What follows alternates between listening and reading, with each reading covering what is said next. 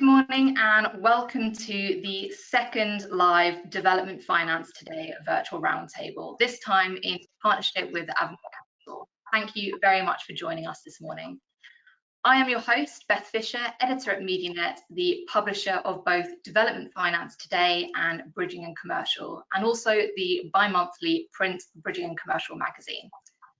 Today, the panel and I will be talking about whether abundant capital is finding its way effectively to property developers. We will be discussing how the availability of funding has changed in the current environment and what knock-on effect this is having on the rest of the market, and also the most common reasons why SME developers are being turned down for funding. While the property development industry has had to adapt dramatically during the pandemic, the presence of strong liquidity hasn't weakened. In recent news, we saw a specialist bank announce a £250 million housing accelerator fund with Homes England. We saw numerous institutional funders backing specialist development lenders, and also the launch of multiple new products to cater to SME developers working on small and mid-sized projects. While investors are keen to deploy capital, some developers are still finding it harder to secure funding, and completions are reportedly taking longer. Hopefully today's debate will help reveal where these bottlenecks exist and also how we can help remove them. Last Wednesday, I'm sure you all tuned in to the Chancellor Rishi Sunak's long-awaited budget, just weeks after Boris Johnson announced his four-step roadmap out of lockdown in England. It would be really interesting to hear whether our panelists think the stamp duty holiday extension and the mortgage guarantee scheme will help capture more than just first-time buyers and new builds, will help support the all-important sales market and in turn remove some of the funding hurdles earlier in the development journey. So let's hand over the conversation to our experts today, who I'm excited to hear what they have to say on these particular challenges. So I'd like to introduce our lender sponsor, Avamore Capital, and also 4 expert brokers in the property development industry. So in no more than 2 minutes, please can you kindly introduce yourself and explain what you and your business does. Amit, would you like to go first? Morning, Beth, and morning, everyone, and thank you, Beth, for organising this roundtable. Avamore Capital is a non-bank lender. We're a team of 20 people with our head office in Cannon Street in the City of London. I'm joined today by Phil Gould, who's our latest principal, who was promoted to that position earlier in the year.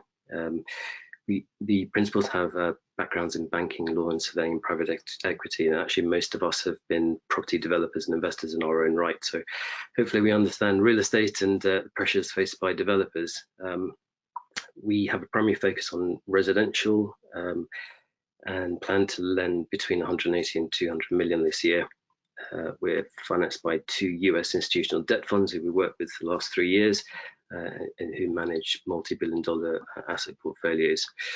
Our route to market is heavily weighted in favour of financial intermediaries and brokers, like the good people we have on the panel today. And we have a broad range of loan products, ranging from bridges, both traditional and pre and post development exit bridges, conversions, which is anything from a house being split into 2 flats all the way up to the largest loan we ever did, which was 4 office buildings being converted into 108 flats, new build, ground up developments, and we actually specialise as well in part complete schemes, so schemes that have run into trouble with existing lenders where we step in. We think that a big part of our proposition is our ability for our partners, both borrowers and brokers, their ability to be able to speak to principals, credit analysts, underwriters, etc., so that they feel that they're in control of the process all the way through. Okay, great, thanks, Amit. Phil, would you like to go next? Yeah, I think that's a pretty good overview of what we do at Avamore, so I'll just explain a little bit about what I do. So, as Amit said, I'm one of the new principals and run the underwriting department at Avamore. So myself and a couple of other guys will be looking after all the underwriting, moving things forward from the relationship manager through to completion.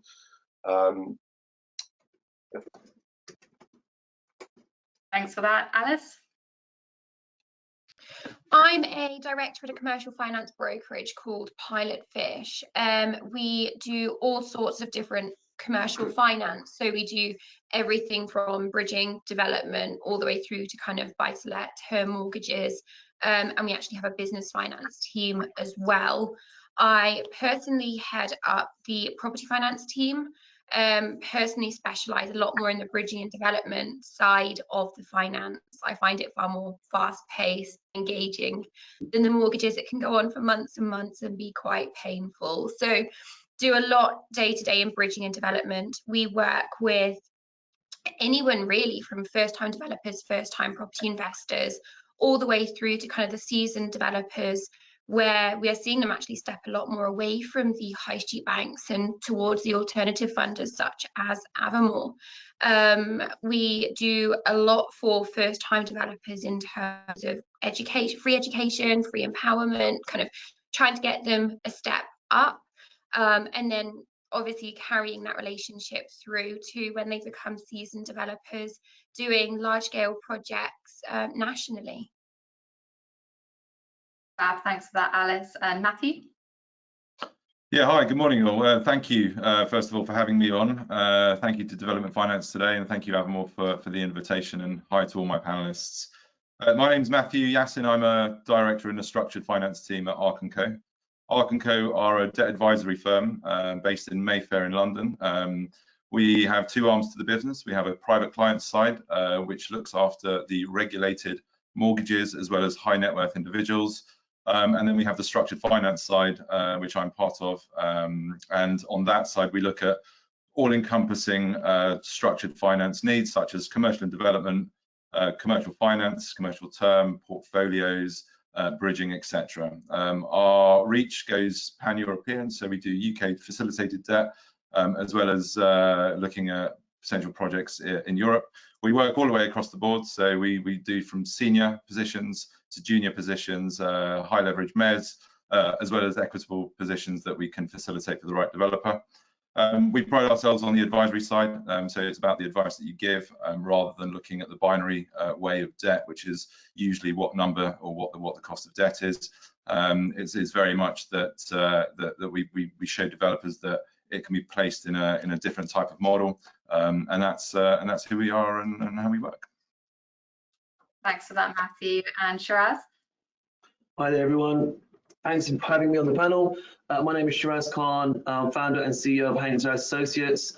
We're a specialist debt advisory broker, working in a similar space to all you guys, bridging development and term finance. We specialize in auction finance, so turning around deals very quickly for our clients, supporting a lot of the auction houses in London. And also development is our core kind of strength of business, supporting developers up around mainly the England region, some clients in Scotland as well. We've seen quite a demand there as well, to be fair. So yeah, senior debt, stretch, mezz, some equity as well. Normally supporting experienced developers, but happy to entertain first-time developers as well. That's what we do. Amazing, thanks for that, Shiraz. And then last but not least, Dean. Morning, everyone. I'm Dean Brown. I'm MD of Aureum Finance, and thanks for having me on the panel on the modern day roundtable, as it were, online. It's great to be here with these guys who are obviously established and been trading for quite a while, and we work quite a bit with Avamore, so it's a pleasure to be invited. Thank you for that. From our side, we're a corporate finance brokerage. My background was 20 years as a lender, so I sat the other side of the fence and did a lot of focus on development finance and 100% finance JVs using our investors' capital. About 6 years ago, I came to the other side and set up a corporate finance brokerage, and about 3 years ago I set up Aureum Finance based in Milton Keynes. We've got a growing team here. We predominantly focus on property finance, mostly in the development space, working all the way through the capital stack, and actually specialise in raising equity for a lot of our developer clients, getting them up to 100% finance, just given my background. But we can do all the other parts around the edges, the mortgages, the insurances, build warranties, etc. So yeah, thanks very much for having us on. Thanks for joining us, Dean. Okay, great. So now we've introduced ourselves. We will jump straight into our topic, into the conversation that we are here today to discuss. And if you have any questions, from any of the audience have any questions, there is a chat box on your control panel on your screens. You should probably see this on the right. You can ask questions throughout. I will be filtering through those and answering them, and putting them to our panelists throughout the conversation, and hopefully we'll get 5 to 10 minutes at the end of the conversation where we can go through any kind of final questions. So please do ask any questions we can't get through. We will make sure that the panelists provide some answers for those in our write-up next week following today's event.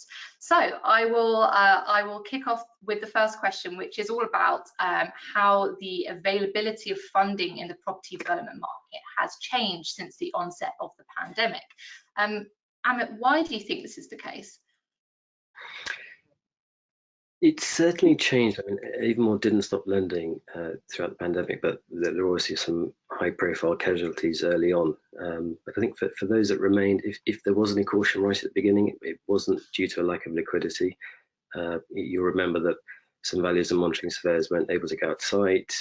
There was a lack of clarity around whether building sites could stay open, and even high street banks were either some that were at least stopping taking applications, or those that did take them had a vastly reduced set of products that were available. So you can imagine those few elements put together were a little bit scary in those first few weeks. But I'd actually say there's been a huge turnaround,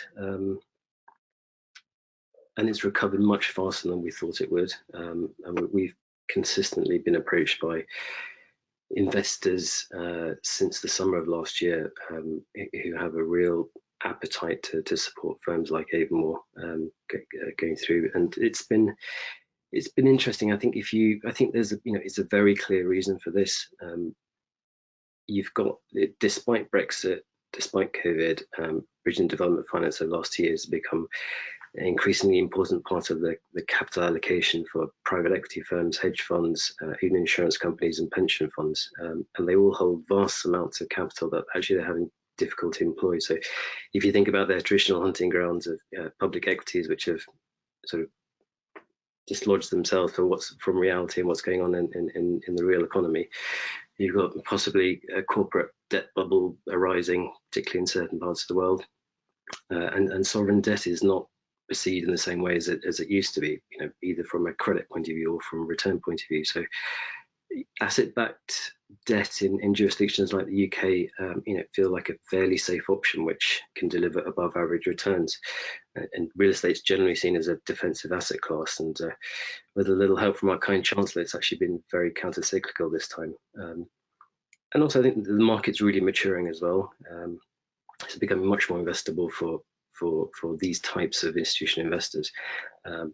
Many lenders are starting to adopt technology, track data, focusing on sustainable growth, customer experience, and long-term stability. So they're just generally acting in a more institutional way that becomes attractive for these types of people. They're certainly more than they would do 10 years ago, for example. As I think, there's probably fewer lenders by number that are offering real sort of development finance, if you like. There's the sort of bridging lenders who sort of creep into development finance, but for the real development finance, there's probably fewer by number. But I think generally for those that are active and operational in this part of the market, they have good support from internally and from their own funding lines, and I don't see that situation changing too much. Thanks for that, Amit. Matthew, from a broker's perspective, would you agree that there are fewer development lenders in the space? How are you seeing the availability of funding change as a result of the pandemic? I think initially I'd agree with Amit. With all the sort of political uncertainty prior to the pandemic settled with the Brexit agreement, etc., the first quarter of last year, people were walking around with smiles on their faces, expecting a good year. The coffers were full, lots of schemes to fund, etc. Once the pandemic hit, there was an initial shock, as expected, given the uncertainty around what will happen and how long it will last, and the inevitable pullback from some funding lines, from some lenders, and the lenders that did consistently support the industry. There was a slight pullback on the LTVs, and that's understandable given given the fact that we were in the unknown effectively. But I think, from a holistic perspective, a lot of the pressures were put on the commercial market. So, operating income-driven assets were under pressure, and a lot of money allocation that was put to one side for that sector was then redirected into the residential development sector. So to answer your question in regards to the amount of lenders that are offering the development finance, I'd actually say it's more liquid and more prevalent than I've ever seen in the last decade. Amit's right, there are a few lenders that perhaps isn't their speciality, development finance, putting their hands up and saying, look, we'll support a scheme or two. But from a broker's perspective, the choice is massive nowadays. But again, it goes back to who will support it and delivery. From our perspective, we need to know which lenders can actually deliver on their promises. I think the redirection of the funds into the residential market from the commercial sector is an important factor in the fact that this liquidity is now so vast for us to choose to allocate our clients to. But overall, from a end user's perspective, strong government support with mortgages creates positive sentiment. As you say, I think you mentioned the mortgage guarantee scheme. Things like CBILS has allowed lenders to manage the risk, de-risk some propositions, and hence lending has become slightly more liquid than it was 12 months ago, and we fully expect that to continue going forward. Of course, the reason I mentioned the mortgages, because the end user ultimately is the one where the exits are going to be facilitated, and although that's quite positive, we still don't know the full effects of furlough and redundancy. But as it stands, it's mainly positive. It's a very liquid sector, and yeah, I mean it's in pretty good shape. The other thing to point out, the pandemic has highlighted the abundance and power of tech. Although many industries suffered a continuation, I think our industry, once we got over the initial shock, it was a business as usual from last summer, and that consistency has stayed with us. And I think that's due to the advent of tech and the ability to be able to, go about our daily business with things like, a webinar, with what we're doing today. So the support of tech within the industry and the abundance of liquidity that wasn't allocated in the commercial sector has allowed residential development to be quite an attractive proposition to a lot of funding lines, and subsequently there's a lot of liquidity in the market at the moment. Thanks for that. I mean, it's obviously really positive to hear, and you made some quite bold statements there about, you've never seen as much liquidity in the market as this. Alice, would you agree with that? Are you seeing that you're working with more development lenders now than you might have done a year ago? Yeah, I think I'd again emphasize Matthew's point that it's one thing having an abundance of lenders in the market, having a large number of lenders in the market, but there are lenders out there that say they can do things and don't necessarily then follow through and deliver. So I'd say in a market where, yes, there are a large number of lenders saying that they can do a large number of things, specifically in development, finding those lenders that can offer something from the outset and deliver that when it comes to completion is something very, very different. And I would say that this is something that has come out far more over the last 12 months than prior to the last 12 months, on the lenders that can deliver on their promises, can deliver on their assurances, versus the lenders that will say what they think will win them the deal, but then change the goalposts as they go through the application process. So I would say that, yes, I think the number of lenders lending on development finance has increased. There are a lot of bridges now kind of moving more into, albeit the smaller scale development when looking at ground up specifically. But the number of lenders in whom we have confidence to deliver on what they say they're going to do is probably unchanged.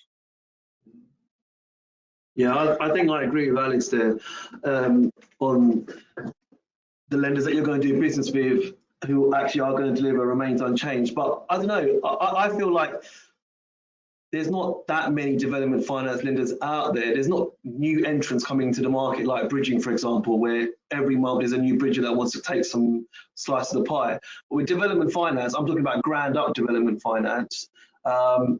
It's the same lenders that have been around for me for the last 5 years that are always there.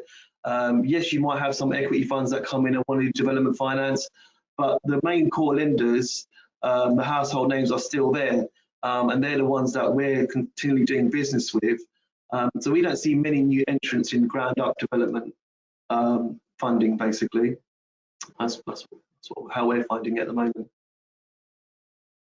I think it's an important thing to note there. You know, while there might be, you know, an abundance of lenders in the space, as Alice says, you know, the confidence factor is really important there, and that for her that's been unchanged.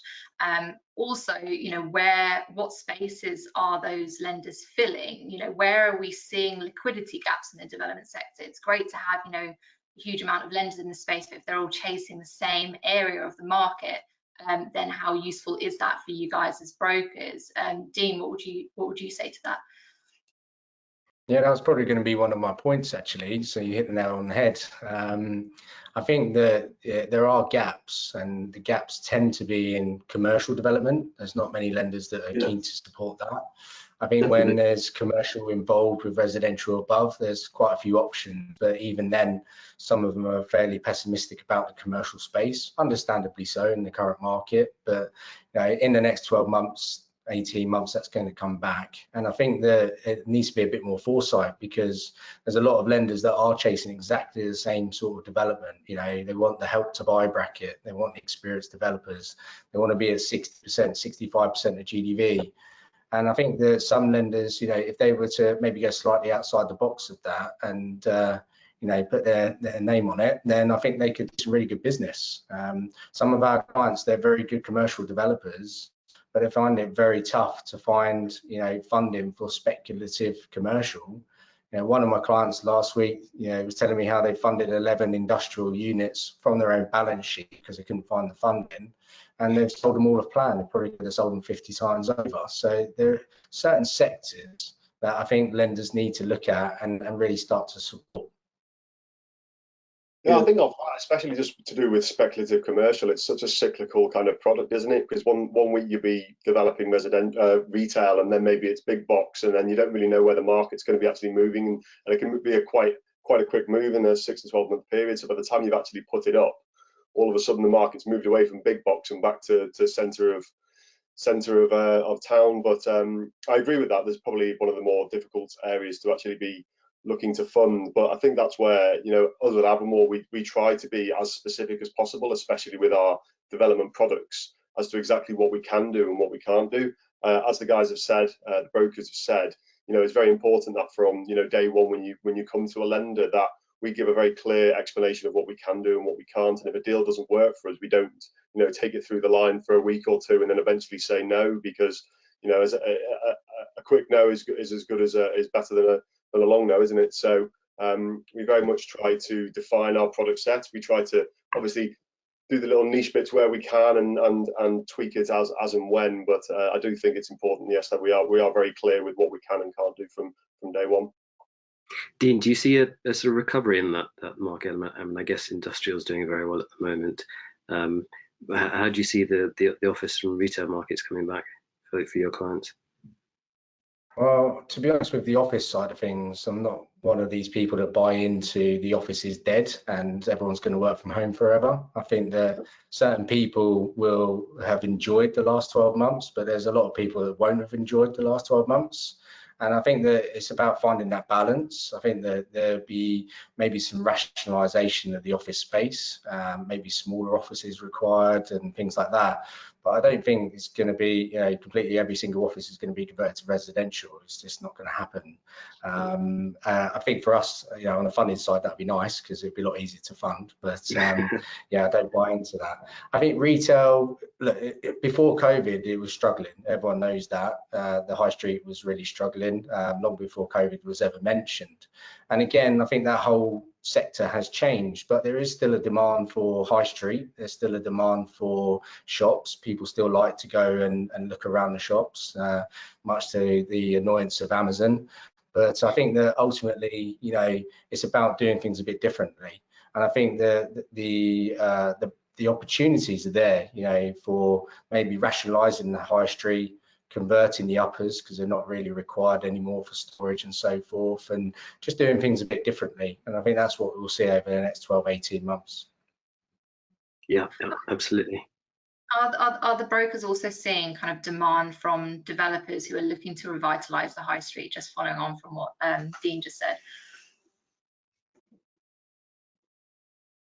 Well, I suppose from my side, you know, we have got a couple of clients that are doing that. You know, they are buying the retail with the uppers with the intention of getting planning to convert the uppers into residential. It doesn't work everywhere. A lot of the large department stores and so forth, they're different setup, and it's not always going to work for full conversion. But I think, you know, there's definitely an opportunity there with PD rights and stuff like that, that you can look at things a bit differently. So a couple of our clients are looking at the small parades of shops as well, where perhaps there's not really that much requirement for that retail anymore. So, you know, can you convert that into all residential as well? So there's definitely people that are looking at the sector for sure.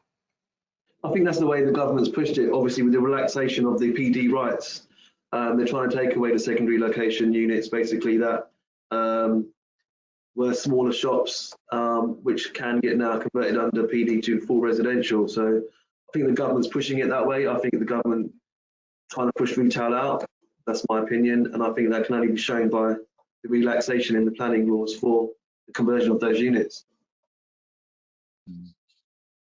I think we've identified here, you know, that the commercial space is probably where we're seeing the largest liquidity gaps in the development sector. But hopefully, you know, some of the new PDR changes will hopefully help that. Moving to lender risk and appetites, Matthew, would you say that these are back to normal in terms of pricing and leverage? Yeah, I mean, I've got to be honest. Some of the cases that we're working on, I'm seeing some of the cheapest priced debt, most highly geared and aggressive stances from lenders that I've seen in the last decade. You know, 80 cost, 60 GDV at 5s, 90 and 65s at 6s and 7s. You know, they're pretty impressive figures. So, you know, the pandemic has also almost brought back a very strong market, and with that, the confidence of the rebound of the pandemic. And, you know, that together has created a lot of interest from lenders. And, you know, as I say, I am seeing the cheapest debt I've seen in a decade. And in terms of gearing, I think the mezzanine market's been affected in a positive way. There's a lot of cash stacks going on at the minute. So yeah, collectively, it's probably yeah, in the best shape over the last few years.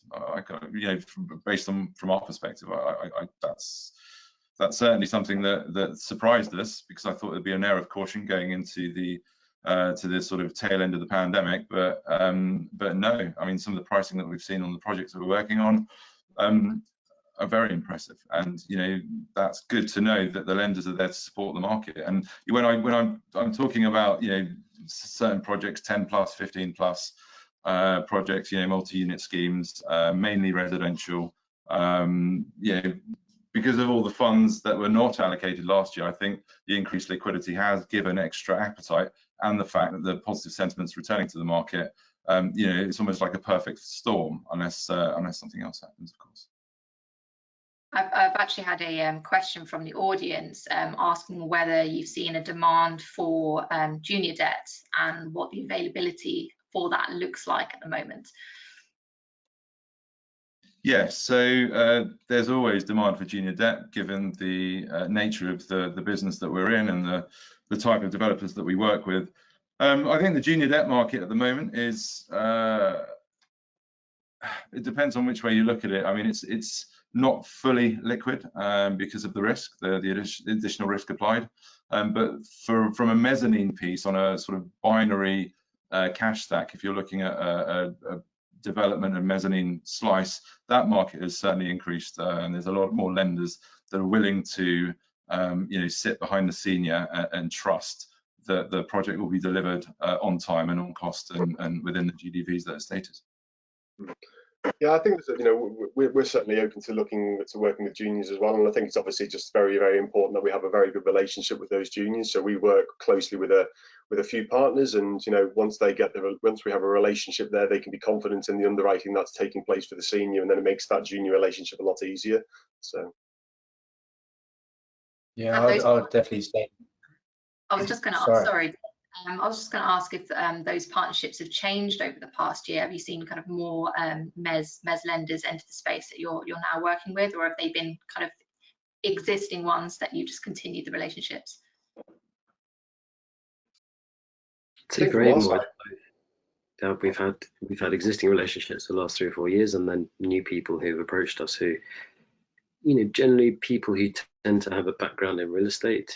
And who have decided to enter that space, it may have been spurned on a little bit by the reduction in leverage from seniors at one point, whereas they were still comfortable, say at 75%, so that they could take that past the market without necessarily doing anything too dramatic. And they'll still have LTC restrictions, etc. But that sort of alignment there seems to be working for all. They're obviously, it's in their interest to be involved in the project and understand exits, to an even greater extent than we do. But I think generally that market remains strong. I mean, leverage is key at the moment, and you can understand why, because if during the pandemic it's taking longer for units to sell, developers not able to release profits from previous schemes may have opportunities to buy new schemes, and it's obviously in their interest and to try and put as little leverage into new deals as possible. And I guess from a lender point of view, we just need to balance that sharing of risk across the capital stack. Sure. Dean, sorry, I cut you off just before I asked that question. I was just going to say that I think mezzanine has a big part to play and has definitely made a comeback over the last couple of years, because the stretch senior space did take a lot of that market share. But I think the mezzanine is even more important at the moment, because I totally agree with Matthew. There's a lot of good competitive senior debt out there at sort of 60–65%. But there are little nuances to some of the lenders in terms of since the COVID pandemic hit, they've been increasing the contingencies on the build, increasing the term on their facility that they want to see, adding another 3 months on a usual term of 18. They might say, well, we'll do it over 21. And all of those things basically compound the land loan. So then essentially developers are either having to put more money in, or they are looking at mezzanine options. So we've definitely seen a big uptick in demand for mezzanine and also equity.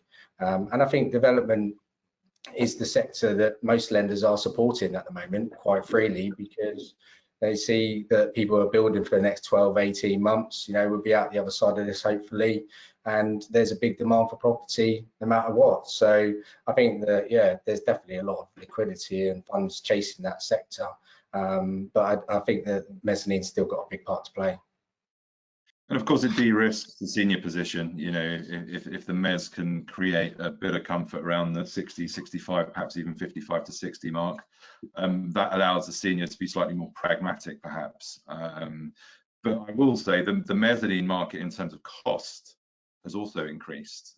So you've got the senior debt decreasing, but the mezzanine increasing. And I think they're looking at that sort of 2 or 3% gap that the seniors are asking them to fill. And mezzanine debt is appearing more attractive to investors, hence the cost goes up, which means the funding lines are keen to support, because the returns are obviously better for schemes that are viable and of course that can be delivered. But those net blended positions are pretty similar for the borrower? Yeah, I mean, it depends on the type of scheme, but yeah, I mean, if you blended out the costs for the borrower and the return on equity, of course, borrowers are being slightly more open to understanding the cost of debt going up, but the return of equity going down. Sorry, the cost of debt going up, also increasing the return on equity. So it's a two-way street of looking at it. Is it the number? Is it the cost of funds, 6, 7, or 8, 9? Or is it, I put in £1 and I get £3 back. I put in £2 and I get £3 back. You know, depending on how the developer wants to work it. And there's a lot of that going on, hence that, you know, perhaps a set of terms at 90 and 65 at 6 and 7 won't be as attractive as a set of terms at, you know, 92 and 67, 68 at 10 and 11. It's because of the return on equity increasing. So I guess it depends on which way you want to look at it, but the cost of MES has certainly increased over the last 12 months, I've noticed. Yeah, interesting. Actually, we see a big correlation between people who have equity themselves and those who are sort of borrowing equity. And if the borrowing of equity costs 25%, then the MES makes sense. And if it's actually real loan equity, you know, maybe that makes less sense. But I guess as the bigger the scheme you get, it's sometimes necessary. And the other thing I just pick up on with Dean is it's interesting that you say that lenders are asking for longer terms. Actually, one of the big themes we've seen over the last 9 months is that borrowers are asking us for longer terms, sort of having a sense of, actually, this might take me longer to get materials, this might take me longer to refinance at the back end, and therefore I'd like to be a little bit more cautious. So there's probably, you know, different views with different developers out there, but it's interesting to see both sides. Do you think that's as a result of those developers having to extend previously on loans because they know what the market's like and they don't want to get into that situation again? They want to have enough breathing space. I think so. I think if you know, if there's a perception that you know, there's a difficult time in the market, you don't really want to be partway through your build and have to worry about an extension. And certainly in the southeast, you know, that there is slightly less labour available. We're hearing from our monitoring surveyors that you know, window deliveries that were previously 6 months, 6 weeks could now be 4 months. So, you know, there's a lot of things that developers need to take into account these days. And it's interesting that we see that playing out in terms of requests for longer terms. You also briefly touched upon equity a little earlier, and we've got a question from the audience. What sort of availability is there in terms of JV equity for developers? Is the bulk of equity going into the smaller development deals coming from high net worth investors? Alice, do you want to answer that one? I think it completely depends. I mean, the majority of developers that I work with, especially on the smaller scale, are sourcing their own investors through their high net worth network, where people are just wanting a greater return on their money. I would say with that kind of audience, they are looking for security. So similar way to you would with mezzanine finance, they're looking to place kind of second charges. But I would say that I've seen an influx of inquiries where, especially on the smaller schemes, with the more inexperienced developers, actually, they are now using high net worths in the background to top up the equity requirement, with people just desperate to see some form of return on their money, where they're not getting anything by keeping it in the bank. And we've also seen primarily foreign direct investment as well, as a result of them being drawn to the UK, where it seemed to be a more stable market.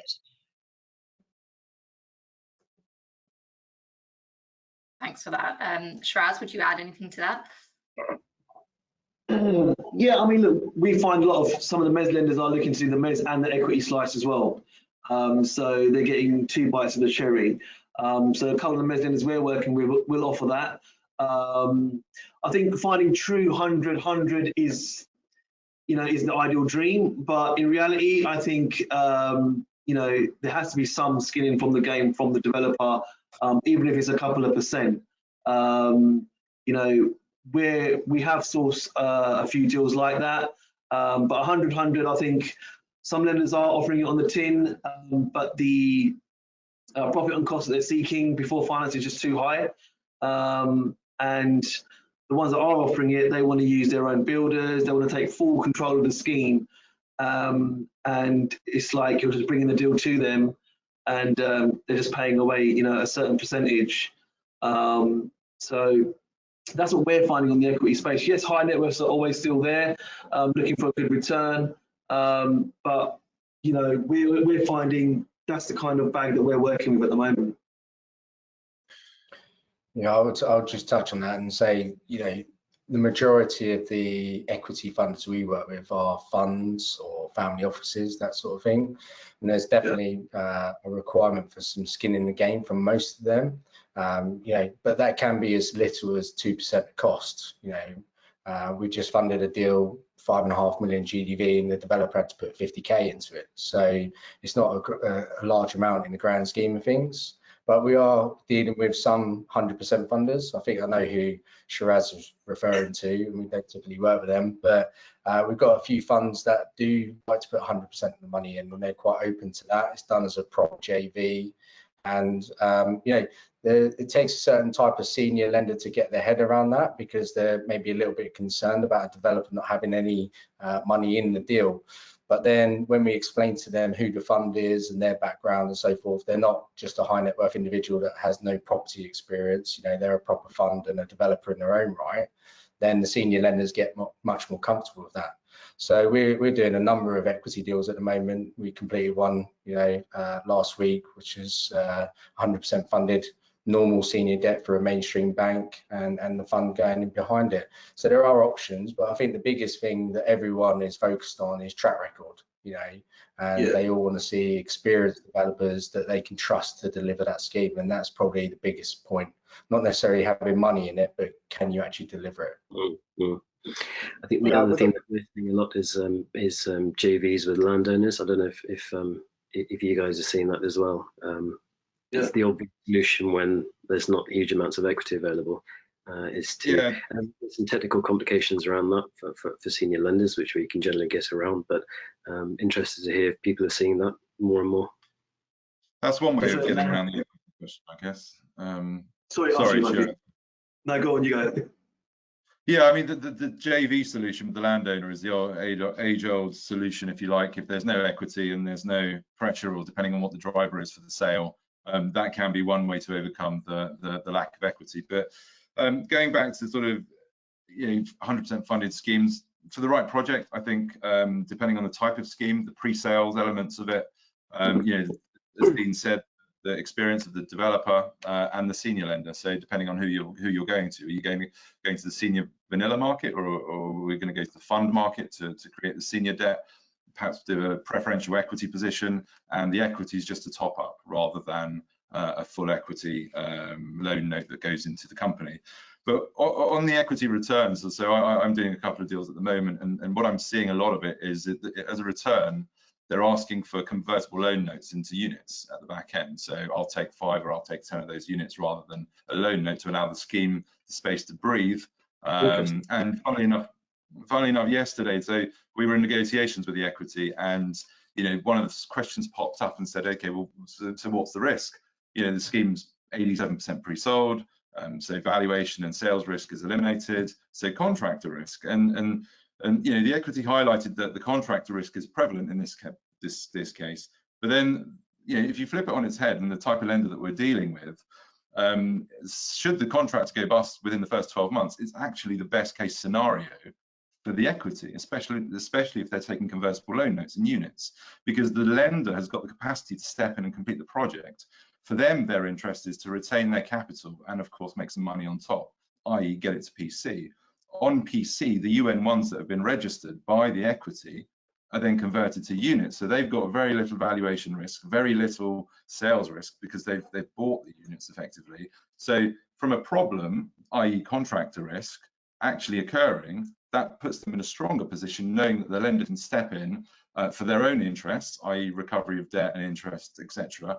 At that point, the equity doesn't need to worry, because it's not a liquid equity repayment, it's a converted equity repayment. So the units are going to be ready on PC regardless. So it's an interesting one. Thanks for that, Matthew. To move the conversation on to, obviously we've spoken a lot about liquidity, the gaps in the market, and a lot on mezz and equity. What would you say are the current main reasons why SME developers are getting turned down for funding, and how can they achieve more success with their funding applications? Use a broker, not go direct to the lender. Yeah, I know. That's certainly it's certainly. I mean, that's what it boils down to. I mean, you've got a couple of clients. Some clients, you know, they've always dealt with Lloyds Bank and they've been with them for 20 years. They had a bank manager relationship, and they may have tried to go into a fund lender maybe and not said the right thing, not presented in the right way. You know, back and forth with information. The RM just got tired of the deal and he's thought, you know, this is not going to go anywhere. So I think using the right specialists to get the funding for you is what you need. I mean, we're not having difficulties placing deals. You know, if we take a deal on, you know, we do our DD, we make sure it stacks up, and then we put it forward to a funder. It's very rarely that you're going to get them saying, oh, you know, the client doesn't stack up. Well, we wouldn't have put it forward to the lender in the first place. The only way it's going to fall down is obviously on valuation, which is the age-old story. And with COVID being the way it has been for the last 12 months, and land registry not registering charges, and there not being enough comparable evidence, that's the issue that we're finding, that a deal is going to fall down. And, you know, with all this furlough that's been going on, you know, land registry, they furloughed all their staff. They done the stamp duty relief. They didn't think there was going to be an influx of applications. Those charges need to be registered. And that's the pain that we've seen, where we've done a deal, we've tried to refinance it, the charge hasn't been registered, the new lender's not going to take that risk because it hasn't been registered. And that's the only reasons that I think deals haven't moved forward, and some developers have found it difficult in getting financing, basically. What challenges are you all seeing in the refinance market when looking to exit these development loans? It was touched upon you, Matthew, earlier, actually, especially with the new mortgage guarantee scheme. How much does the refinance market impact leverage borrowers are able to secure at the moment? I think it depends on the liquidity of the asset, also the location, the demand, the area demand. I think that's quite important to understand. Naturally, there's longer sales tails at the moment, given the uncertainty of what's going on and surrounding us, and yeah, the interest deduction on the exit loan perhaps can invalidate a transaction to go to business because of the high levels of debt initially taken. So yeah, I mean, the refinance market it's been supported by civils, as we all know, and you know, from debt being very, very cheap for the end user in terms of mortgages, and the 95% mortgage guarantee scheme being there. That's all great, but at the moment there has been a slight pause on some of those transactions that are going through, but it's mainly to do with what you're selling and who you're selling it to. You know, if you've just built a project in the centre of London accommodating office workers that work in the city, you know, you might not get rid of it as quickly as you would have hoped 12 or 18 months ago. But perhaps if you build, you know, 5 cottages in Cornwall, they might fly off the shelves given the demand for the area. So I think it's you know, it's down to what's going on in the bigger picture. And you know, a lot of people are saying that perhaps people won't return to work 5 days a week in the office, 2 days at home. So naturally, people are considering whether they want to stay in the cities or whether they'd like to go into the countrysides, and that affects, of course, the demand, which then affects the liquidity and so on. So it's kind of like a circle, if you like. But what's really pushing it, I guess, is the cost of debt. You know, mortgages 1.25%, 1%, less than 1%. You know, for the end user, the government support to ensure that wheel keeps turning. That allows, you know, the Avamores of the world comfort knowing that if there is a slight extension, or if we do support an exit piece, then it will be sold, as long as they can demonstrate the liquidity and the demand. Yeah, there's one market distortion that comes from that, from low rates and from all the support, though, is just that elongating, as you've said, of the sales tail, because whereas residential conveyancing previously could take, you know, 8 to 12 weeks, if you push that further forward to, you know, up towards 24 weeks or even longer, all of a sudden, you know, you're having to refinance at a higher level because you have extended for that extra period of time. That extra 3 months worth of interest on top of that residential portfolio it makes it slightly more difficult to refi. And then obviously, as we know that's happening, we have to build that into our sensitivities up front as well. So although it has provided that really good support for the market, you know, it has also created that distortion. So it's really balancing out those two things and seeing how they actually, you know, lead to that end product. So we've also got the natural cautiousness of surveyors, naturally expressing a concern on value, given what's going on. So it's a two-way hit. A surveyor may go out and say, okay, well, in a normal world, it would be valued at X, but perhaps today it's valued at Y, and that could create an issue of disposal of units, which means that the sales term, as you say, longer, which means the demand for exit finance is there and perhaps unachievable given the cost of debt and the extensions that have been applied. And the increase in value as PI costs over the last 24 months should also be taken into account, because obviously if they've got rather than putting an extra 5-10% on a GDV, they can pull it in a little bit more and be certain that they're actually going to be able to achieve that number, have no potential claims in the future. Obviously that's beneficial for them as well. So we've obviously spoken quite a bit about the finance that's available in both the development and the refinance market. Alice, would you say SME developers are still keen to build during this quite uncertain period, and how has their attitude to opportunity or risk changed? I don't think it's really changed. I think ultimately a good deal is still a good deal regardless of what's going on. I think the one thing that I've seen a lot of tension with actually between developers and lenders is I've got a significant number of lenders at the moment that are building those higher end, more luxury units, more out in the rural locations, and lenders struggling to determine the appetite, especially when they're actually trend setting developments for that local area.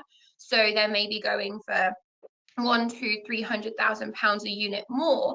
It may well be because they're going to be more desirable, but without local comparables or without a track record of demand for those units in those areas, lenders are understandably struggling to get comfortable, and equally developers are then having frustrations surrounding the availability of funding for such projects.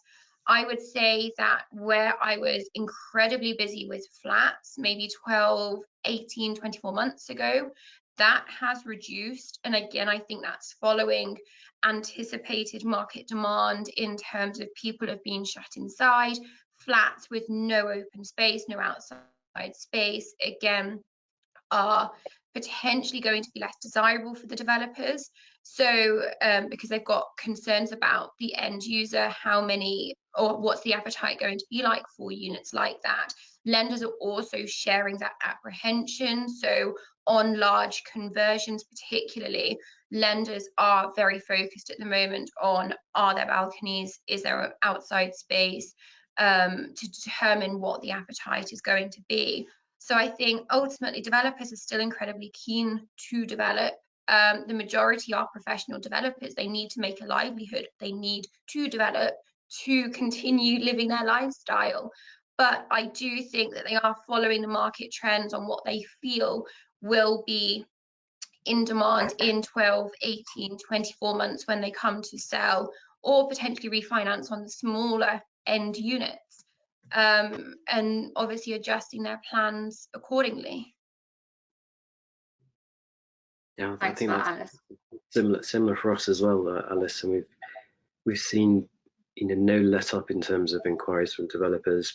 Maybe a slight shift away from smaller flats and city centres to family homes on the edges of towns. I think that's a good trend that will continue. We're actually seeing a lot of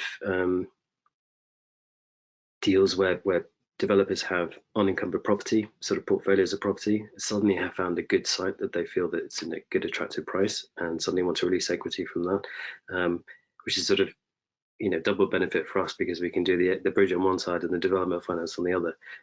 So I think that demand is there. I mean, developers are optimistic breed of people anyway, and they let things like COVID get them down. But we've got even things like Phil will know in the last few weeks, we've had a number of applications where planning is a little bit further closer to expiry than we would have originally liked and we would have seen before. So that probably tells us that developers are still interested in buying those sites with planning rather than getting it themselves.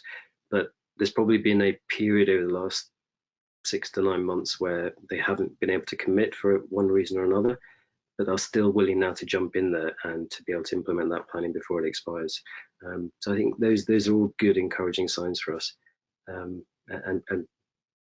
think, you know, what goes on with stamp duty, holidays and stuff it's obviously linked, but it's not necessarily the same decision-making process that the developer has at the front end when he's thinking about buying a site. You know, the generalities of that will play into his mind, but you know, if you've got a stamp duty holiday finishing in September, that's not going to be driving that so much. It's availability of sites. It's can I enhance the planning? Am I making a profit on this? Have I got the equity? You know, will my lenders support me? And as Shiraz says, we're not seeing too many down valuations generally, I'd say, but we see intermittent liquidity. So you can almost follow the months of lockdown and the transactional activity. But you know, I guess Sav was the same, prices will rise. The same sort of April will be a trough for sales activity again, and then a sort of incremental increase going up through September. So we expect that to be fairly healthy during some months. It's a good point you make there. You know, while liquidity doesn't seem to be a problem at the moment, developers potentially are holding off from decent projects because of the range of microclimates we're seeing. You know, the difficulty in predicting sales prices, refinance market, and the issues of securing land that comes up time and time again, and being able to get planning. I think we are 4 minutes to 12, so I think we have room for just one audience question, I'm afraid. If there are any more that come in, I will give them to our panelists to answer later on. But this question is about the government's green revolution. How does the government's green revolution plans to encourage developers to build back better and support green jobs impact investment? Do developers now need to have sustainability higher up on their funding proposals? Bill, do you want to answer that one? Yeah, I can give it a go, I suppose. You know, I think from just the developer standpoint, you know, I think it's obviously going to have an impact on costings, I suppose, isn't it? Realistically, if you're going to have to go for sustainability, then you're going to have to look at the different kinds of products that are available to make sure that your EPCs are higher, windows going to be more expensive, etc. Yeah, it's not something that we've kind of come across too much in terms of having it affect us directly. But you know, it will be an ever-growing consideration, I suppose, definitely when you're looking into the commercial space and other areas like that. You know, whether they're going to be building on green belt or brown belt, etc., and whether or not they're going to be able to hit those targets in terms of the homes they actually have to deliver over the next 5 years is probably going to be the major consideration if they start to open up the fields in the brown belt and green belt areas for further development. We find that, you know, you look through any planning consent these days, especially in London, you know, you might have 30 or 40 planning conditions there, and so many of them relate to sustainability and sort of energy preservation, etc., and water preservation. So I think a lot of especially the London councils, are really leading the way on that.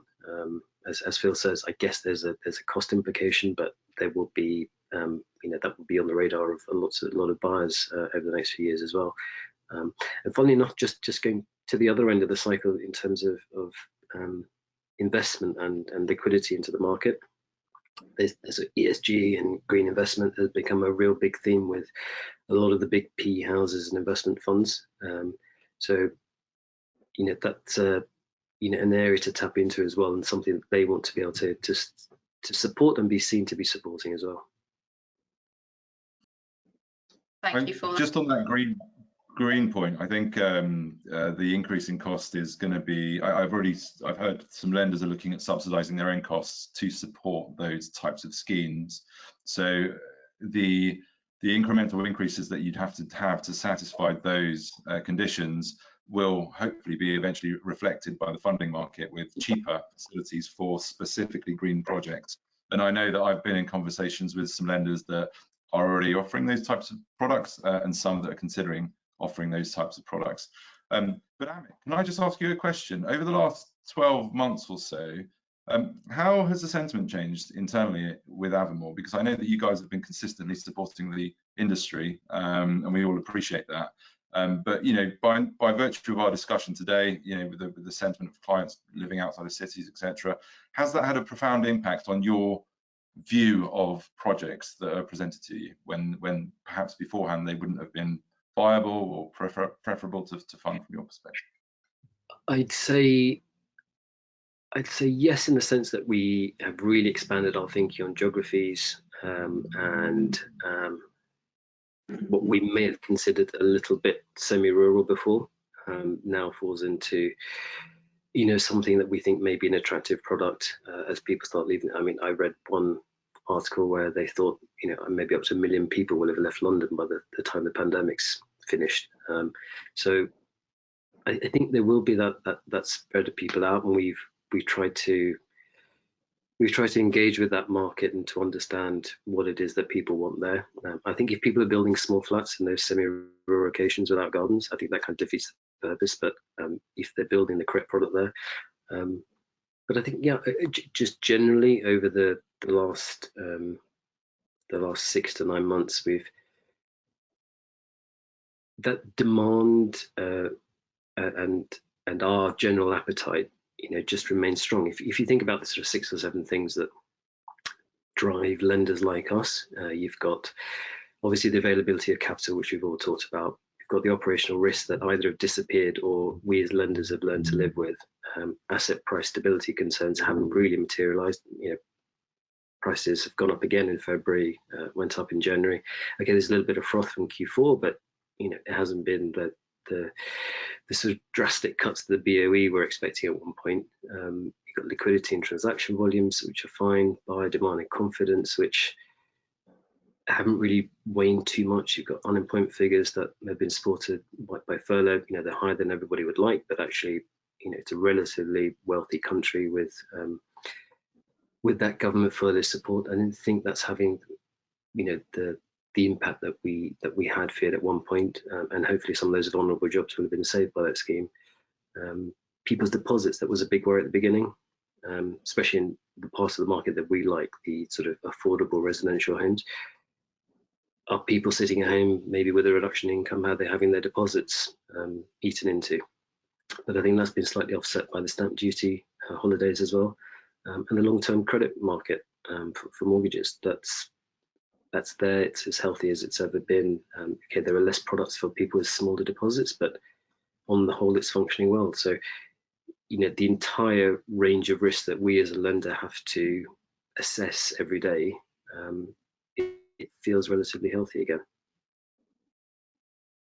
Some really good points there, Amit, and also a great question, Matthew. So thank you for that. And we are now at 3 minutes past 12, so I'm going to have to round this up. Unfortunately, it's been a fantastic discussion. So thank you, everyone. Thank you very much to our amazing sponsor, Avamore. Also, thank you to our fantastic panel. You all did a brilliant job in identifying where the funding bottlenecks are in general, and also this year in particular. So thanks for taking time out your busy schedules to be here today. And I also want to thank you, our audience, for joining us. We will be publishing this video next week on development finance today for those who weren't able to make today's live event. And also, if you fancy replaying anything you might have missed. If you enjoyed this one, make sure you attend our next virtual roundtable, which my colleague Karen Schuder will be hosting on Wednesday, the 17th of March. This one will be on underwriting and operational challenges in ground up and heavy refurb development finance. We are hosting events almost every week this year, so if you'd like to sponsor one, make sure you drop me an email at beth@medianett.co.uk. Spaces are being booked up until May at the moment, so please get in touch if you are interested in sponsoring any later in the year. Also, for more insight and news on the property development sector, please feel free to subscribe for free to the print Bridging and Commercial magazine. I will include a link in the chat box shortly. Have a fantastic afternoon and rest of your week, and we look forward to welcoming you to our next event. Thank you, everyone.